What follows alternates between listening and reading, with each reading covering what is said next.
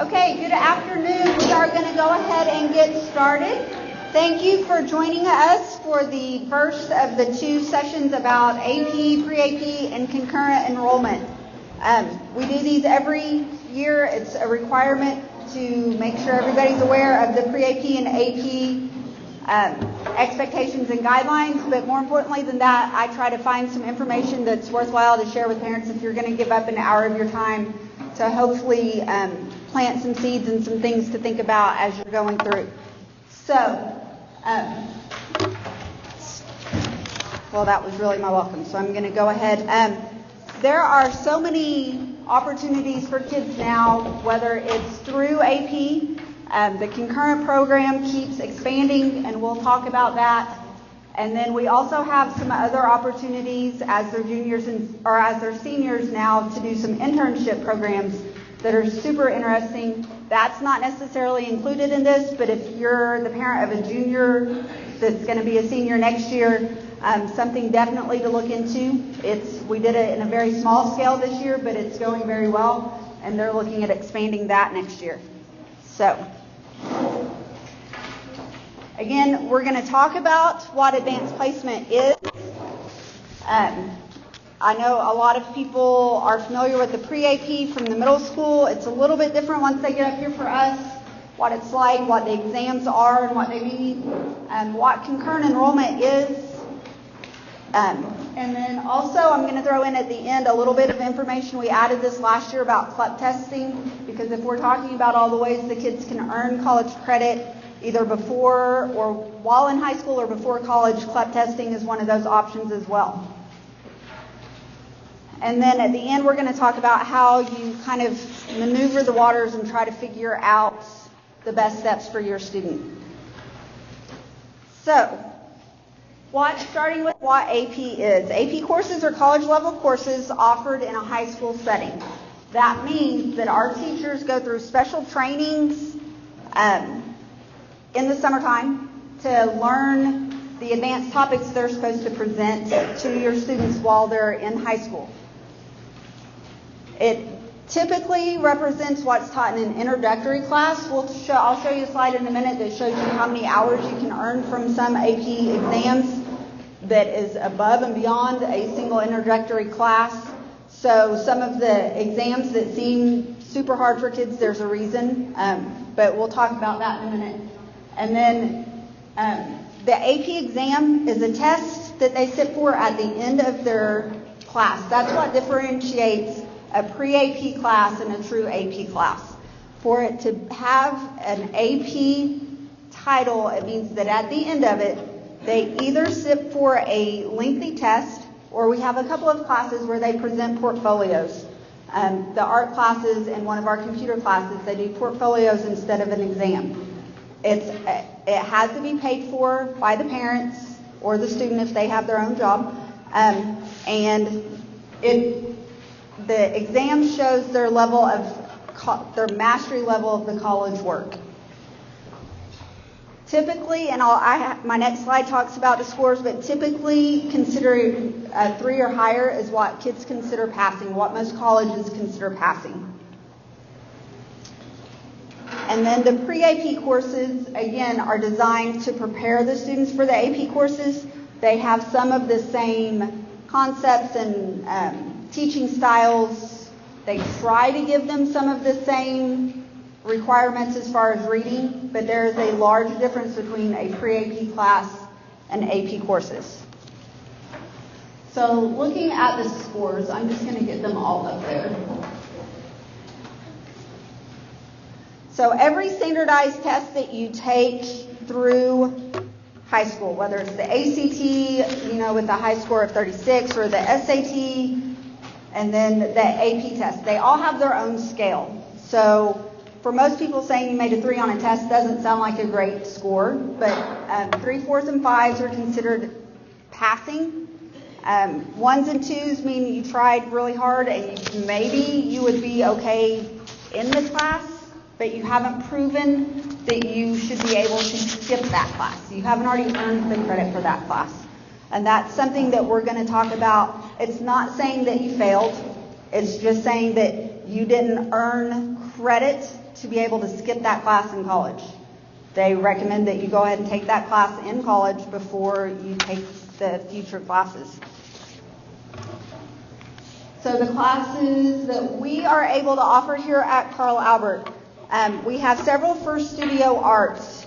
We have, which is something that is, I'm really glad that we have that, and that's a program that Ms. Ermely has worked very hard with her art department to build.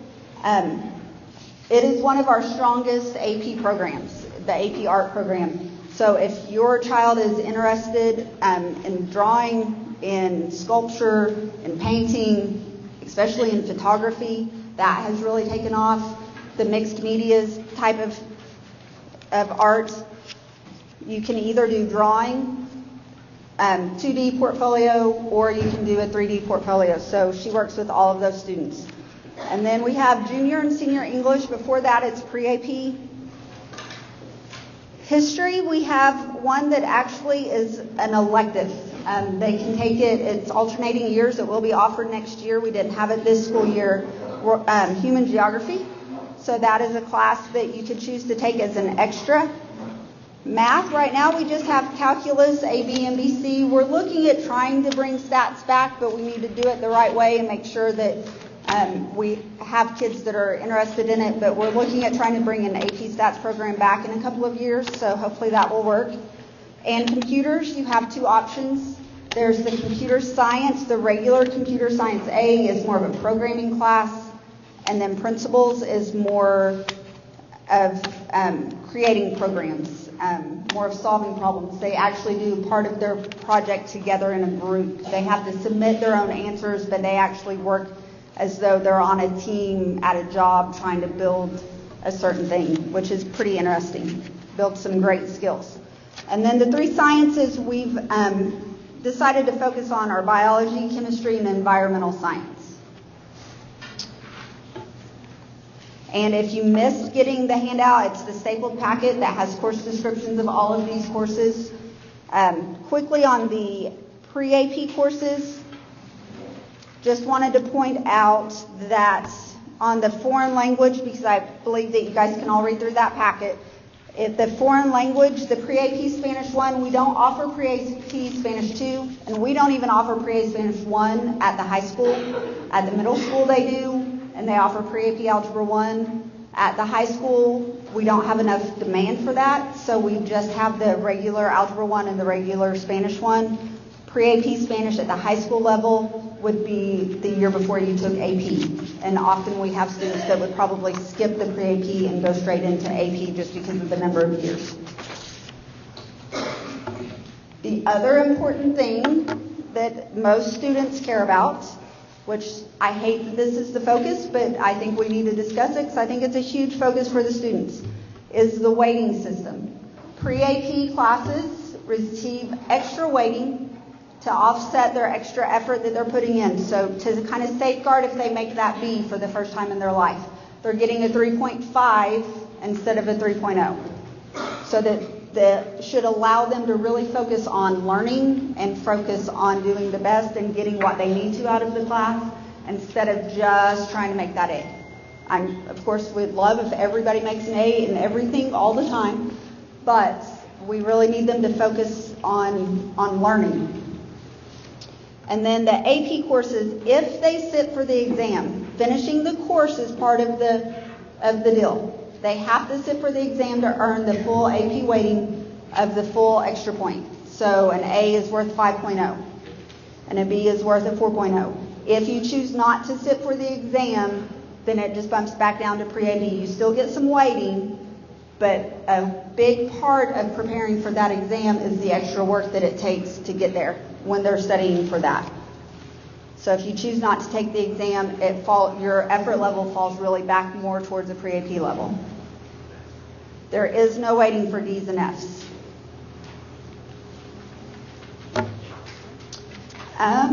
So the benefits of AP. There are so many benefits of all of these programs. Learning the rigorous college level content at this age. AP and any sort of advanced placement or any sort of advanced coursework, which includes everything we're talking about tonight. is valued in the admission process. They hopefully are interesting and rewarding academic experiences for the students. They're not always fun. Some of our students get a little frustrated in them, but some of that frustration is because they've never had to try in a class before. And so that kind of frustration is okay. They need to learn to get through that type of frustration while they're here in the safety of the high school and the safety of your house. Learn to deal with everything doesn't come easy all the time, or help them find their study habits that work best for them. And again, there is opportunity to earn the credit. So some stats, and of course these are statistics put out by College Board. College Board is the company that runs the AP. It also runs the SAT, and it runs CLEP that I'll talk about at the end. So some statistics from College Board is that 85% of the selected colleges and universities report students' AP experiences favorably impact admission decisions, meaning that they look for those things on their transcripts. I've heard stories, haven't heard them in a few years, of students trying to get into some of the more prestigious colleges that have very high standards, and they were one AP course short of getting in. That was several years ago, and it was a kid trying to get into Michigan. It was when I worked at a different school. But it does happen. So those higher level colleges, or those colleges that have a lot of people trying to get in, because I think our colleges around here are higher level, but those that have very high standards before you can get in, they do look at your transcript closely. They want to see not necessarily that you made an A in all of those classes, but that you were willing to take the risk and take some of those classes and push yourself. And then that pretty much sums up all of those, so we'll move on. Here's the thing that I think is the most important. That's why it gets its own big slide. That they help build some critical thinking skills, some confidence, essential time management, and study skills needed for college success. I cannot stress that enough. I know from my own child going to college, she only took a couple of AP classes. I'm not going to lie, the social side of school was much more her forte, but she pushed through and persevered through a couple of AP classes, and I know that the skills she learned there, being able to go in and ask the teachers questions, being able to not be totally defeated the first time you get a grade back and it's not good. I'm not going to go drop this class. What do I need to do to make this better? That's the kind of drive we want to build in the kids. And so that's the kind of thing we need also from the parents to understand when they bring home their first bad grade on an AP essay or on an AP test.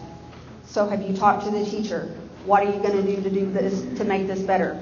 How are you going to fix this in the future? Because you don't want them to keep hitting those barriers and feel like that they're not gaining. But learning to talk to the adults is huge. When you go off to college, you have to be able to go talk to your professors.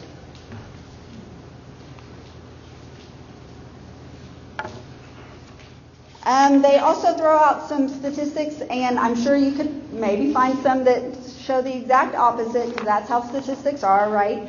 But according to AP, the students who take AP courses and exams are much more likely to complete a degree on time. And notice they don't say pass them, they say take them, because learning to study like that is part of the biggest part of the hurdle for getting through college. As a person who's looking at the cost of college, making sure someone finishes their degree on time can really add up. So that is very important that they can get through their degree. And I think that goes back to not dropping their classes the first time they hit that bump in the road and things like that. Okay, so AP courses are supposed to challenge students to work and participate at a higher level.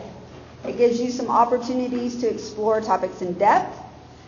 Again, though, to me, the most important part, obviously, if you've ever had a pre-AP class down at the middle school, and then now up here, the courses are going to have projects sometimes, and that's expected.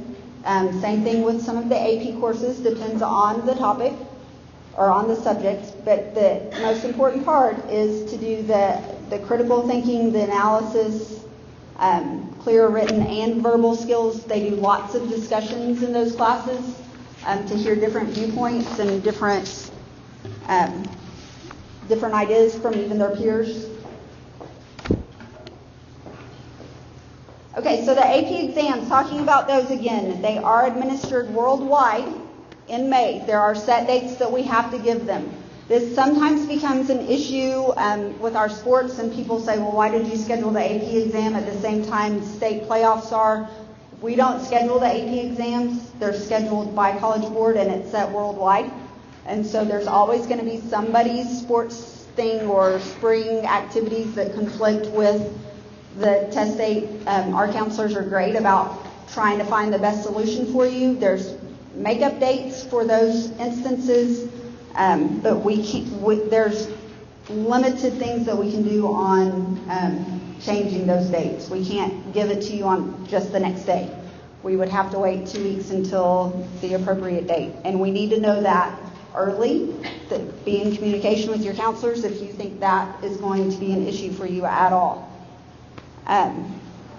The exam fee, most of the exams are 2 to 3 hours, which is longer than most college finals, really.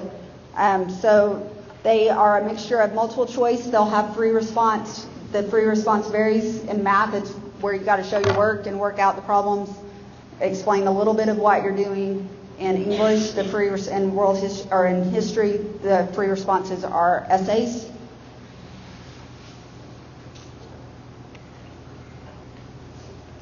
The cost for those exams for this year is $94. College Board can change that every year. I think I've seen something that almost showed that next year they're still going to be $94. I think they went up $1 this year. But that is something to know before you go into the fall. Oklahoma does offer a free and reduced lunch discount. And then anybody that's taking multiple exams, College Board offers a discount that way. This is, again, the key part. If money's an issue, then let us know. Let us see what we can do, figure out if we can get a donor, figure out if we can find some money somewhere to help you and your student pay for the test. Money should never be an issue on why you couldn't take a test. Okay? Then on that yellow page that was at the front, for the last 2 years we've participated in a pilot program that we'll refer to as the fall commitment. Honestly, 2 years ago, or I guess a year and a half ago, when we came back and they said, hey, guess what? We're changing how you're doing AP payment. Y'all are in a pilot program and you get to take the money at the beginning of the semester, or at the beginning of the year, and not in the spring. Isn't that great? We were all like, well, yeah, except for that all of our families have budgeted for that money in the spring, but you know, so we made it through. Last year, the first year of it was kind of rough, but now that we've all adjusted all of our pocketbooks, and so that we know that we got to pay at the beginning, there are some reasons why the College Board decided to do that.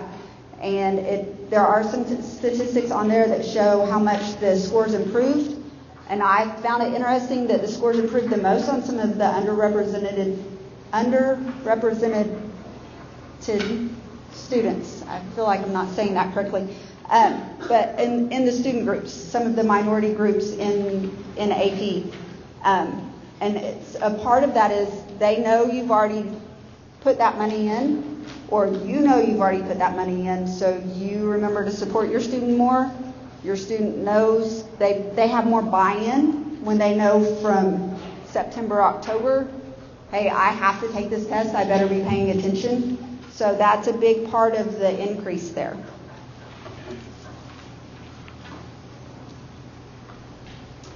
So looking at what credits can you get from where, from what college, because that varies. Every college can set their own AP standards for what they're going to give you credit for.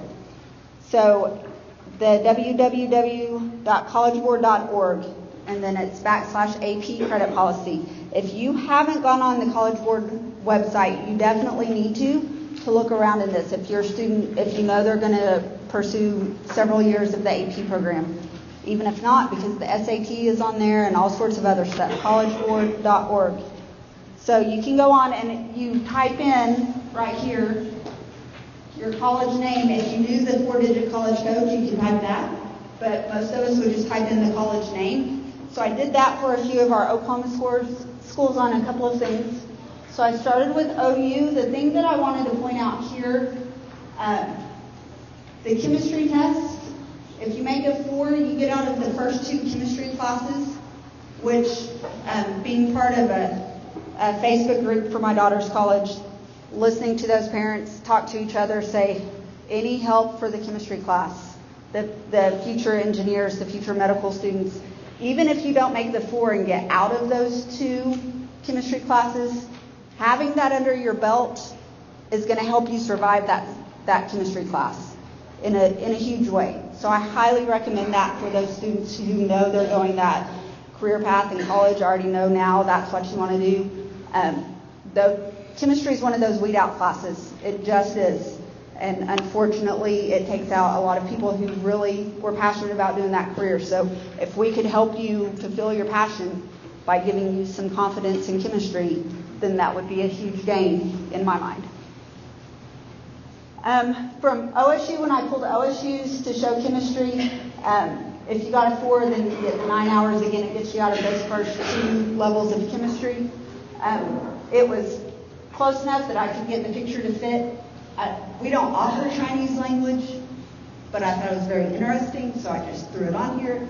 If you get a 3, you get 15 hours of college credit. Wow.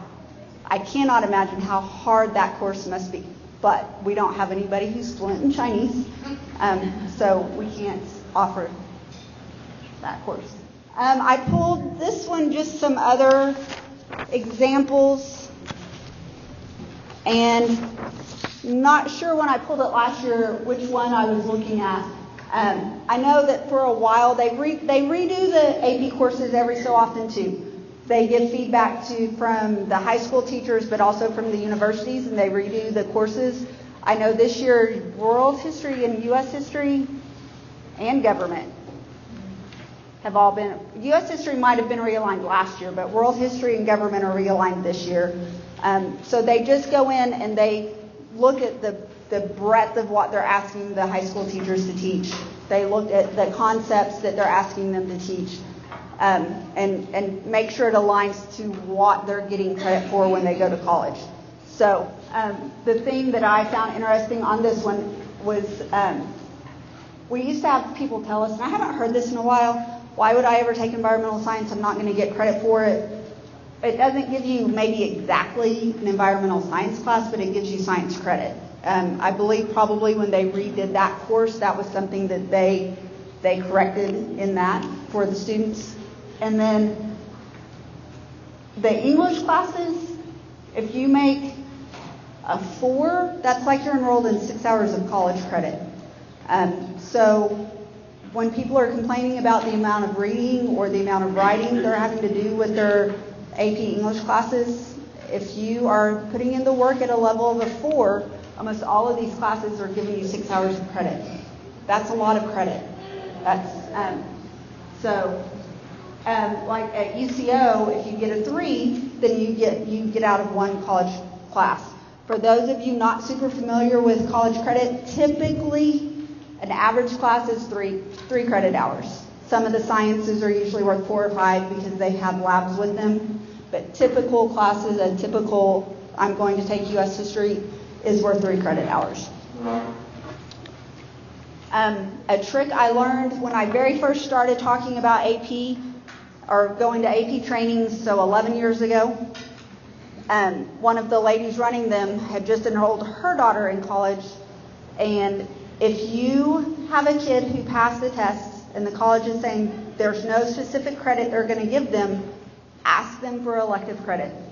The most they can do is say no, but a lot of the colleges want to recognize your efforts, and they'll give you just a general elective credit And you have to have so many credits to graduate, just like you have to here. And some of them are very non-specific. So like I said, all they can do is say no, but it never hurts to ask if you've made a 3 or higher, to ask about that.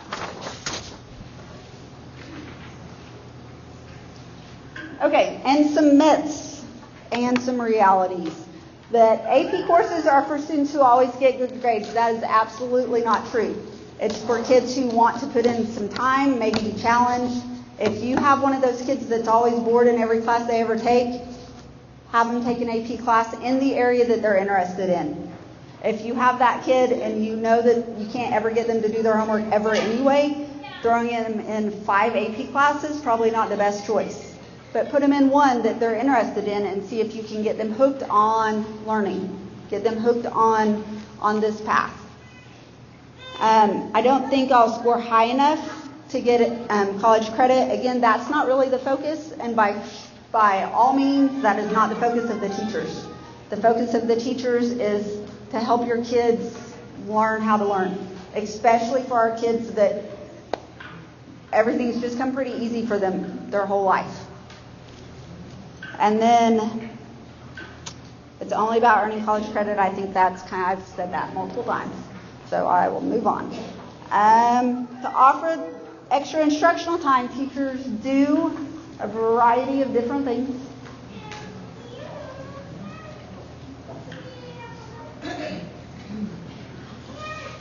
Okay, so they do study sessions before and after school, which is amazing to me how many kids can get here before school for those. And thank you, parents, for those of you that get your kids here at 6:45, but that goes band to parents too. You guys deserve some props. I'm impressed that you get your kids here that early. Saturday study sessions, as of right now, I haven't heard that any teachers are necessarily planning any of those, but be watching for that. As it gets closer to the test time, several teachers will say, hey, can you get up here and get the building open on Saturday so I can meet with the kids? And so we will get those scheduled. Almost all of them post some extra tutorials and videos online, and that goes for almost all of our teachers now. So if you're ever looking for anything, ask your students about either Google Classroom, or we have several online resources available to us. And then the biggest deal on our end is the AP mock exam. We have all of the kids signed up. We start them at the end of this month, and we do the end of February for English, and then March for the other subjects. And they will miss their schedule during the school day, so they'll miss their other classes. We've tried to spread them out. It's not quite as intense as the real AP exam, but we try to set them out in the field house lobby, just like we do for the AP exams. Have them do a practice run of taking a test that long. Super important, especially if it's their first test, just so that they kind of get some of their nerves worked out. But also important because the teacher's able to be in the classroom with them at that point, which they're not during the real AP exam. So they can give the students feedback based on what they're seeing, not just on what the students write on their essays. But you finished with 25 minutes left. What were you doing? Those kind of things. Or I saw that you were getting super stressed. Remember to breathe. And then I think I've hit most of these as we've gone. I think probably the biggest thing that I haven't hit on is finding that balance for your student if you are doing several AP classes. Remember, some of them are worth 3 to 6 hours, and 12 hours is considered a full-time college student. So if you have them in 4 AP classes, they're technically at least a full-time college student. And then they're an athlete, and then they've got to go work, and then they've got to... so just keep those things in mind and find that balance for your student on that. And then again, making sure that they learn to talk to their teachers and ask for help. Ask you for help. Let's find some way that they can get some extra tutoring. Where do I go? What do I do? Those types of things. They need that skill before they go off to college. Okay, so switching gears to concurrent enrollment. As dual enrollment has grown, concurrent enrollment has taken off here at Carl Albert. So there will be a district meeting on, let me flip back to my notes, February 26th. Listen for those details if you're interested in concurrent enrollment. As on February 26th, it will be probably at the district administration building, I would assume. But Jan from Rose State, she's our go-to person. She's in charge of our concurrent kids, and she will be at that meeting to give some more Rose State specific information on the concurrent. We're going to go over general details. Most of it's geared towards Rose State, but of course if they've changed any rules or changed anything like that, they haven't released to us yet. She will have those answers. So dual enrollment is a term that you need to know what it means. It means that they can earn college credit and high school credit at the same time while taking a class, usually at Rose State. We've had a couple of kids that take classes at OBU. We've had some online take some at OCU, probably OCCC, things like that. It's not limited to Rose State by any means. It's just obviously Rose State is much more convenient for us, and they're great partners. They really try to take care of our kids. So the catch on these is that anything that's considered dual enrollment, not every concurrent course is considered dual enrollment. But if it is, if you don't do well in it, if you don't pass that class or you end up dropping it, then it could jeopardize your high school graduation because it's counting as credits for both of your requirements. Here is a big long list that is in the academic plan guide you guys have, so don't feel like you need to write that down.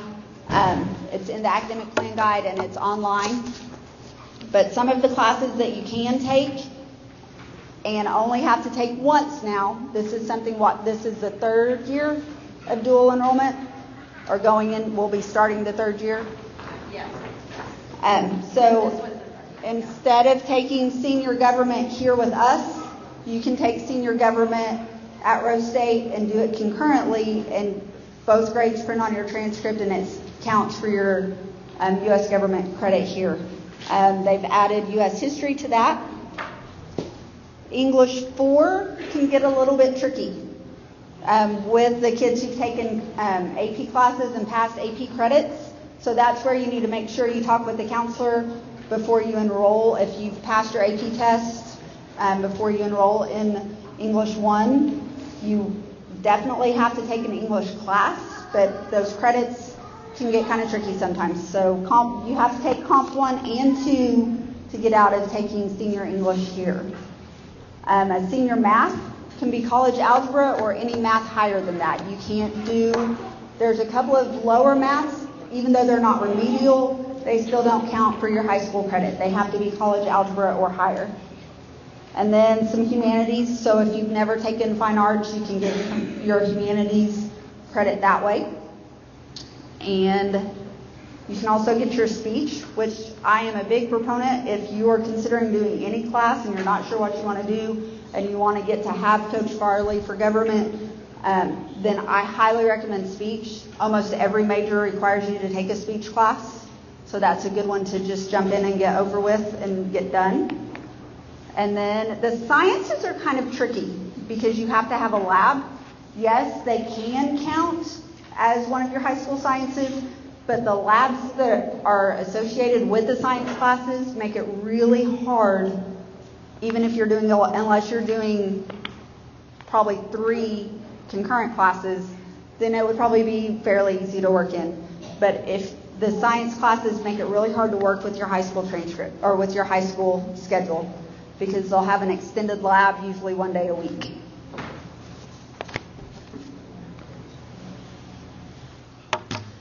The weighting for concurrent classes. The 4.5 grading scale is used for the core classes, and the traditional 4.0 is for the elective concurrent classes.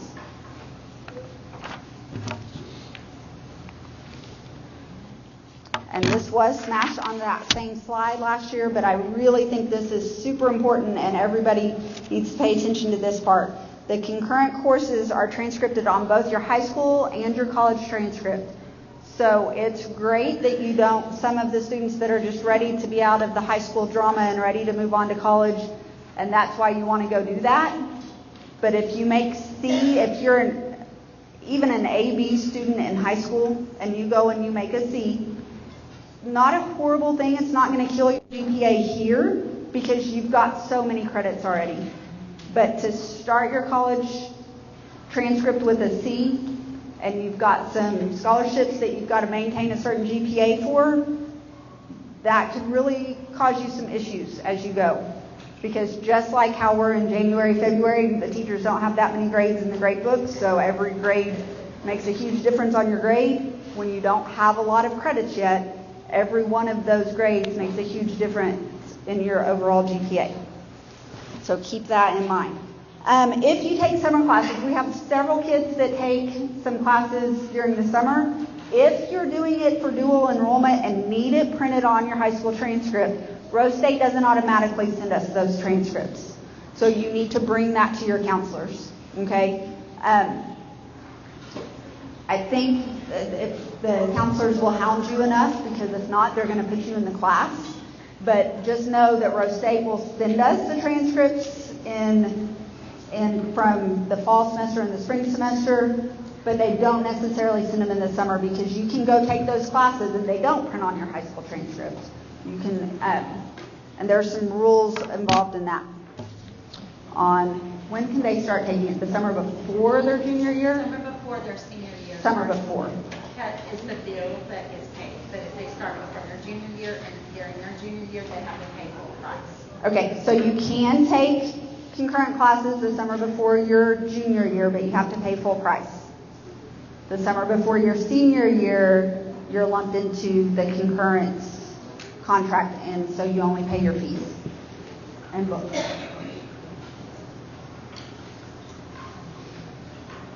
Okay, so some minimum scores, and again, don't feel like you need to write all of this down and memorize it. It should have been on the handouts that your students brought home if they were interested in concurrent enrollment, and it's in the academic plan guides. But the ACT score, Rose State can decide because they are seeing issues to raise any one of these minimum scores. They've done that before for college algebra. The minimum score for that one, and it's different too if you're a senior or if you're a junior. So the minimum for math for juniors is like a 20 something, isn't it? No, the state changed it. It's juniors and seniors are the same. Okay. Yeah, it's been a fairly recent change. Okay, so juniors and seniors now, so it must have been after, like within the last year when my junior couldn't take it. So, so it's the same, but Rose State can set their standards higher than the state requires. And so that's where, if you're looking into this, definitely coming to the meeting that Jan's going to be running and listening to her talk. I know for the SAT, having conversations and hearing conversations with the counselors with Jan, they very much look at the sub-scores within the SAT, which are not printed on our transcript. So if you are going to use your SAT score, then you need to print off your SAT score and take it with you when you go to Rose State, because you have access to the sub-scores where we have access to the general scores.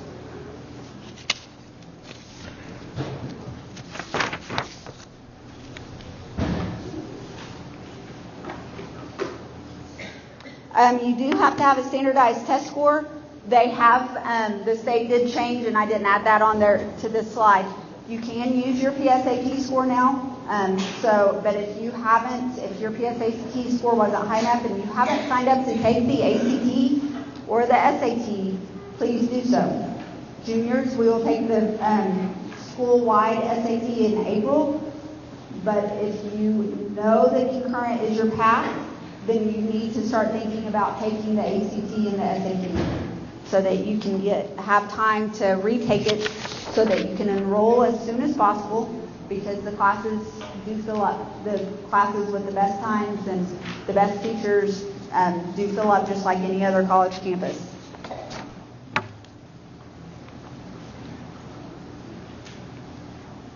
So juniors or seniors, you have to pay your fees and textbooks. And we were talking about this because this cost has gone up. It used to be, well, I guess it still is comparable to the $94 at the AP exam. What were you telling me? It was $97 for the fees for the standard class. If you go take the class on campus, it's $97. If you do it online, it's $30 to $35 more. So that's something to consider too. And then there's ITV is also extra as well. ITV, which is where you watch it on the computer. It's just a different form of online school. That is also, they charge that extra. Juniors, they allow you to do concurrent enrollment, but they don't help you pay, the state doesn't help you pay for concurrent enrollment. That's where the money comes. It's from the state to help pay their actual tuition. Some other things to keep in mind that we've had families run into issues with that are doing concurrent enrollment. The additional gas getting your student back and forth to Rose State, and which is why they sometimes look at doing the online classes, but know that the online classes, the fees are more. So you kind of got to balance that out. The additional parking permit, I learned this year or last year, they charge you for the parking permit. It's like in the fees, so you don't have to actually go buy an extra one. So even if you're doing the online class, you still have a parking permit for Rose State if you go pick it up. So you might as well go pick it up in case you ever have to go there.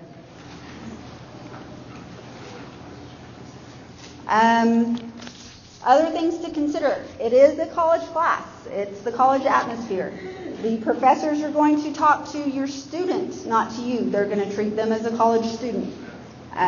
They expect them to behave as adults on campus. You are responsible for providing the transportation every day. The schools, a lot of people pair up with their friends and ride together, but if friend is sick, then you've got to find a way to get your kid to school, to class. The professor's not going to take, well, but my ride was sick today.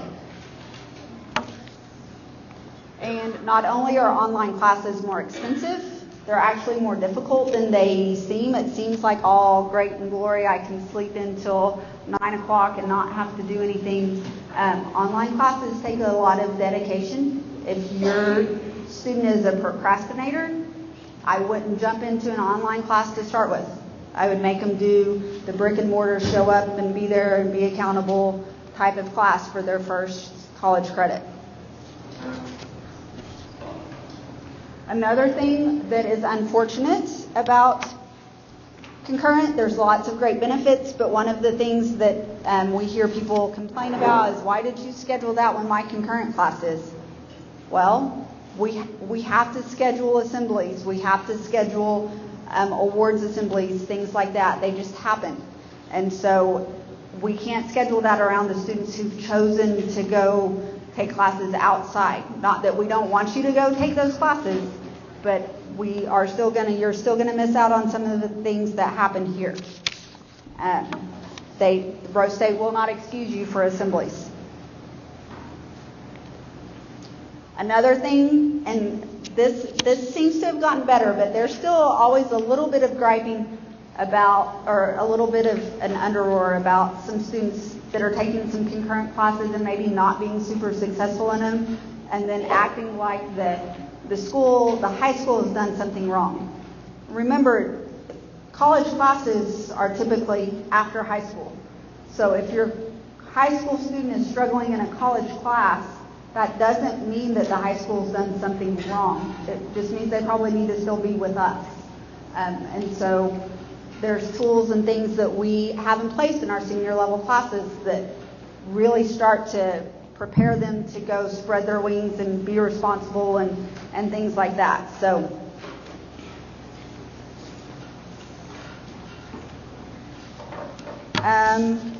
next is, if the students don't maintain a 2.0 in their concurrent classes, then Rose State might not allow them to come back. And that's according to the Rose State policy. And again, they have the right to change their policies at any time. So they could raise that, they could lower that. And then if a student does not earn a C or higher in the concurrent courses, then Carl Albert High School is not going to agree that we have to sign off and say we agree that you're prepared to be successful in college.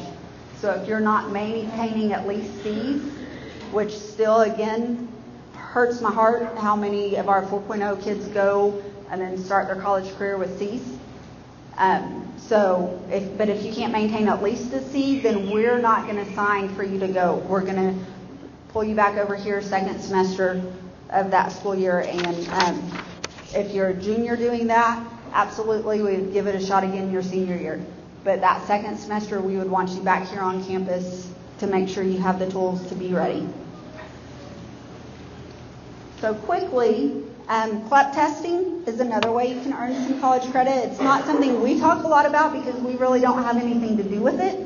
But it's something to keep in mind as you're going off to college.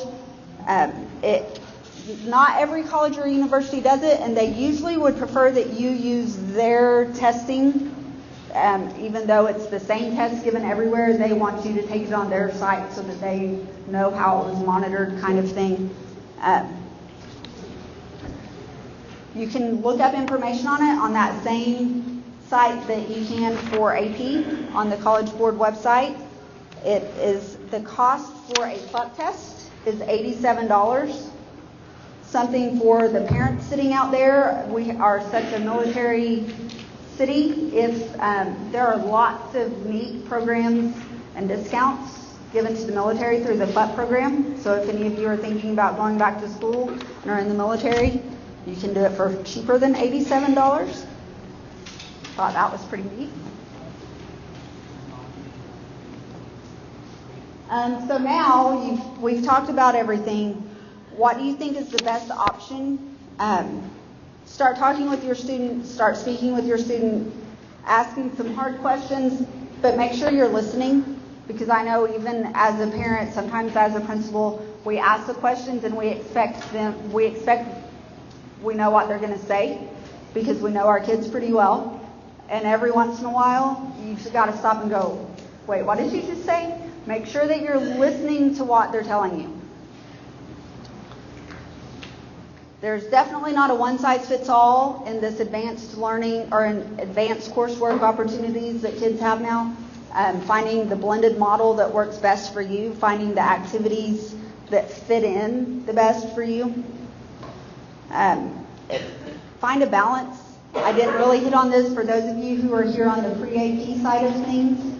I know that often we try to push our kids to take every pre-AP and AP class there is. That works a lot of the times through middle school and high school with all of the other activities that are pulling at them. I'm not saying don't push them, don't encourage them to do their best, but pay attention to their stress level, their workload. It's okay to take a regular class if that's going to help keep their sanity and yours as the parent. So just pay attention to those types of things. Now, we have some kids that this is their thing. And by all means, we don't get in their way. We don't limit what they are taking. But those are the few and the far between. And so just pay attention to your students. And just remember they don't have to be enrolled in all 4 of the core level pre-AP courses. They might be. I would really watch your junior year probably when you have the option to do all 4 core AP courses. Just be very aware that that right there is a full college load. Over a full college load, really. Okay, so before you leave, for the AP side, AP and pre-AP side, the counselors will have the, what do we call them, the course agreements that you all came for. So that, remember, different from middle school, we don't have one for every grade level because every student is a different path. So you need one for each course you're considering taking. You don't have to have your mind made up right now, but every course you're considering taking, make sure you take a course agreement for. The fall concurrent enrollment forms are not ready yet. They should be March, April is when those usually come out. So listen for announcements on that, and they will probably give us the release date on that February 26th meeting. And that is it. Open to questions right now, though. Does anybody have any questions for the group? I have a question. Yes. What if the student does not offer certain AP CAHS, but the AP CAHS is but the student has the option to go and register for the CAHS and take the CAHS without the class? Both my AP test coordinators just stepped out. The easy answer to that is yes. There are certain ones that we would need to make sure we have the correct equipment available to give the test, because some of the music and some of the language require us to record, and so we would want to make sure we're prepared. But yes. Anybody else? Okay, thank you all for coming. Course agreements are up here.